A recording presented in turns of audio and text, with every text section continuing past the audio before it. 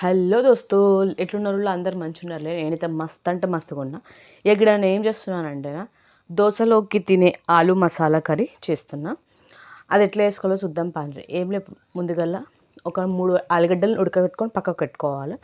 ఆ తర్వాత పొయ్యి మీద లోగానే పెట్టుకొని అలా కొంచెం నూనె పోసుకొని ఆవాలు, జీలకర్ర, మినప్పప్పు కొంచెం, శనగపప్పు కొంచెం, తాలింపు దినుసులు అవి వేసేసుకొని ఆ తర్వాత అందులో ఆనియన్, సన్నగా కట్ చేసుకున్న ఆనియన్ గోలిన తర్వాత పచ్చిమిర్చి, కళ్యామాకు వేసుకొని అవి కూడా కొంచెం గోలించిన తర్వాత అందులో ఇప్పుడు ఉప్పు, పసుపు వేసుకోవాలి. కర్రీకి సరిపడంత పసుపు ఇప్పుడు వేసేసుకొని ముందుగా ఉడకబెట్టి పెట్టుకున్న ఆలుగడ్డలు ఉంటాయి కదా, ఇక అవి వేసేసుకొని మంచిగా